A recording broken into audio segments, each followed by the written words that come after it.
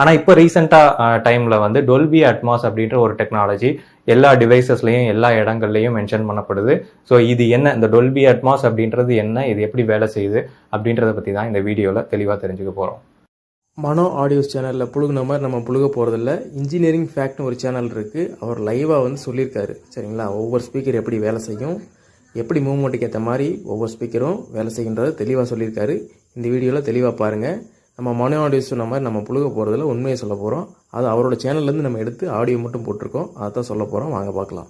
சுத்தி நடக்கக்கூடிய விஷயங்கள், நம்மளை சுத்தி கேட்கக்கூடிய சத்தங்கள் எல்லாமே அப்படியே சுத்தி கேட்கிற மாதிரியே இருக்கிறது தான் சரவுண்ட் சவுண்ட் அப்படின்னு சொல்றோம். இதை நம்ம நிறைய இடங்கள்ல கேட்டிருப்போம். இந்த ஸ்பீக்கர்ல இருந்து கிடைக்கக்கூடிய சத்தம், அதாவது ஒரு ஸ்பீக்கர்ல இருந்து மட்டுமே நமக்கு சவுண்டு கிடைக்குது அப்படின்னா அது நமக்கு நேராக மட்டும்தான் வர்ற மாதிரி இருக்கும். அதுல ஒரு ரியாலிட்டி வந்து இருக்காது. அதாவது நம்மளை சுத்தி ஒரு விஷயம் நடக்கும்போது அது சுத்தி நடக்கிற மாதிரியே கேட்கணும் அப்படின்றதுக்காக தான் இந்த சரவுண்ட். ஆனா இப்போ ரீசெண்டா டைம்ல வந்து டொல்பி அட்மாஸ் அப்படின்ற ஒரு டெக்னாலஜி எல்லா டிவைசஸ்லயும் எல்லா இடங்கள்லயும் மென்ஷன் பண்ணப்படுது. ஸோ இது என்ன, இந்த டொல்பி அட்மாஸ் அப்படின்றது என்ன, இது எப்படி வேலை செய்யுது அப்படின்றத பத்தி தான் இந்த வீடியோல தெளிவா தெரிஞ்சுக்க போறோம்.